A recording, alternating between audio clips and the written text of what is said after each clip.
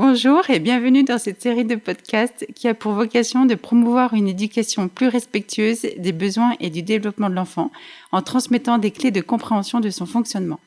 Je suis Magali Delarche, consultante en éducation et formatrice dans le domaine de la petite enfance. Au cours de mes années passées en tant que professionnelle petite enfance, je m'émerveillais quotidiennement des capacités innées du tout petit. Je me suis alors aperçue que nous, adultes, méconnaissions le monde de l'enfance et que de ce fait, les relations adulte-enfant pourraient être plus harmonieuses, plus apaisées dans nombre de situations. Les recherches en neurosciences affectives et sociales m'ont confirmé cet éclairage et ont été dès lors l'une des bases de ma pédagogie. À l'approche de la journée de la non-violence éducative, et parce qu'il s'agit d'un sujet fondamental qui est au cœur de l'éducation dans notre pays, j'ai choisi de traiter des violences éducatives ordinaires, aussi dénommées VEO, en 2 podcasts. Aujourd'hui, je vous invite à mieux les cerner et comprendre leurs enjeux. Concrètement, qu'appelle-t-on les violences éducatives ordinaires ? Il s'agit des petites violences du quotidien qui sont encore trop souvent la base d'une éducation considérée comme bonne, d'où son appellation d'éducative, car elle est présente aussi bien dans le milieu familial que dans l'environnement scolaire et extrascolaire. Elle est dite ordinaire, car vue comme banale, voire normale. Elle intègre aussi bien les souffrances physiques que psychologiques. Ce sont donc tous les châtiments corporels, tels que la fessée, la gifle, la claque, tirer les oreilles ou les cheveux, avoir des gestes brusques envers l'enfant, pour ne citer qu'eux.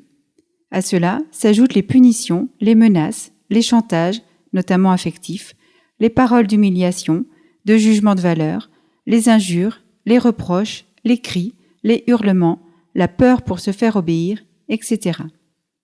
Ces pratiques vont peu à peu abîmer la relation, distendre le lien et faire perdre la confiance de l'enfant envers ses parents ou tout autre éducateur avec lequel il va interagir.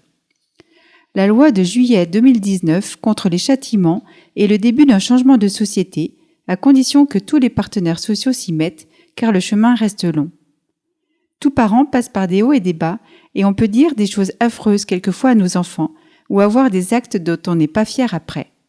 Ceci dit, cela peut se retrouver aussi en dehors du milieu familial, comme les crèches, les écoles, les collèges, etc.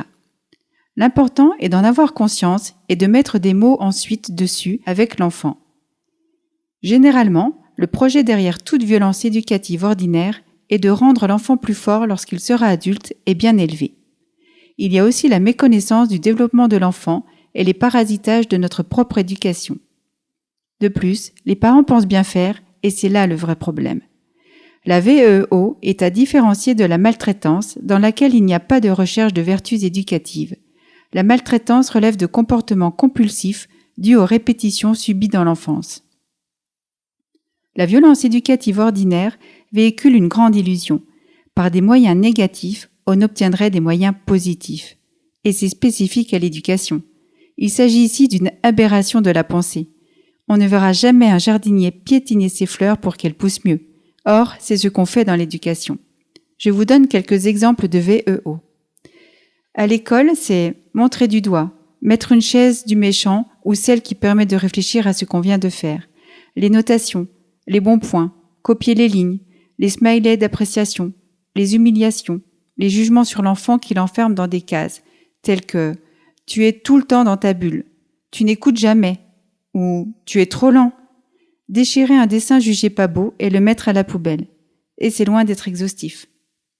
À la maison, ce sont la mise au coin ou le « va dans ta chambre et reste-y », la privation de jouets, de jeux ou du doudou, les menaces telles que « tu vas voir quand je vais le dire à papa » ou encore « je compte jusqu'à 3 », les fessées, tapes, claques, les paroles telles que « tu es vraiment nul »,« non mais qu'est-ce que tu es maladroite, tu casses toujours tout », le chantage du style « si tu travailles bien, tu pourras sortir ce week-end » et tant d'autres choses encore.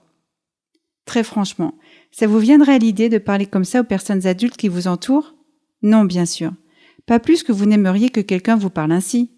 Imaginez, vous rentrez fortement contrarié d'une journée de travail qui a été stressante et vous avez besoin d'exprimer votre agacement ou énervement, bref, de témoigner de ce que vous avez vécu, à votre partenaire ou un ami qui a toute votre confiance. Et là, Votre partenaire ou ami vous dit « Oh, arrête ta crise tout de suite, tu me fatigues avec tes jérémiades. Allez, va dans ta chambre pour te calmer. » Vous vous imaginez vraiment ? Que ressentez-vous alors ? Ce qui est certain, c'est que ça ne nous aiderait pas du tout, bien au contraire. Comment ces approches négatives pourraient-elles donner des enfants épanouis ? Le sens de vivre disparaît quand l'enfant est face à des adultes qui ne le protègent pas, mais qui le critiquent, le menacent, lui crient dessus. Alors, l'enfant n'est plus dans un équilibre psychique qu'il possède à l'origine. Il perd le sens de sa protection. L'enfant a besoin de redéfinir ce qu'il comprend, donc ça engendre de la colère, de la peur, de la frustration, et à moyen et long terme, des souffrances psychiques, voire psychiatriques et sociales.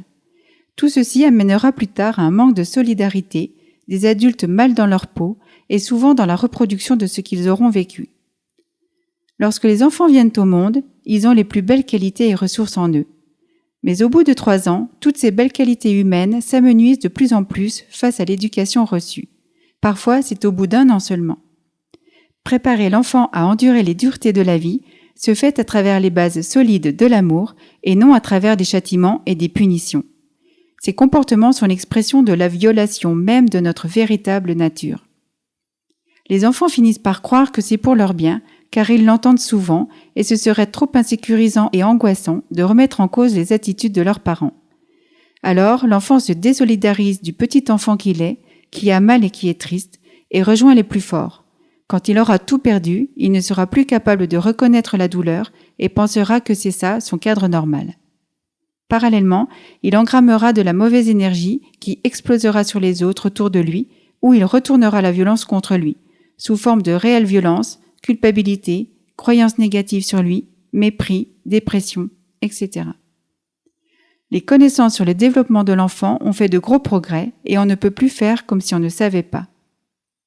Grandir sereinement, c'est grandir dans un environnement qui fait sens et est sécurisant, dans lequel il n'y a pas de peur, ni de cris, ni de menaces. Il respecte l'intégrité de l'enfant à travers une relation bien traitante, sans dévalorisation, critique, chantage. Un enfant a besoin d'amour pour grandir et non pas de punition. L'usage de la force génère une résistance au comportement, la punition diminue la sincérité des rapports et fait diriger l'attention sur ce qui arrivera possiblement plutôt que sur la compréhension des actes. Un cerveau aimé aura une meilleure santé physique, psychique et émotionnelle. L'empathie est la seule vitamine indispensable à l'éducation de l'enfant. Il faut savoir que lorsque les parents choisissent le chemin de la bientraitance, ce n'est pas facile, parce que lorsqu'on défend ce chemin, les autres nous attendent au tournant, et alors c'est comme si nous n'avions plus droit à l'erreur, alors que si. Et il faut défendre ce chemin avec force, même dans son environnement extra-familial. Le prochain podcast donnera certaines ressources pour commencer à apprendre à faire autrement et sortir de ce schéma contre-éducatif. De manière exceptionnelle, il sera publié dans 4 jours à l'occasion de la journée du 30 avril dédiée à la non-violence éducative. Parce que c'est l'enfance qui construit l'être humain, pensons autrement pour faire autrement et créons ensemble une société de demain bienveillante, plus respectueuse de soi, des autres et de la nature. Si ce sujet a éveillé votre curiosité et que vous souhaitez en savoir plus, ou s'il a résonné en vous par rapport à une situation ou une éventuelle problématique, contactez-moi à l'adresse mail suivante, contact@magalidelarche tout attaché sans e à magali.fr. Je serai ravie de vous apporter mon aide et de répondre à vos questions. En attendant, n'hésitez pas à partager et à me laisser vos commentaires. À très bientôt pour un nouvel épisode.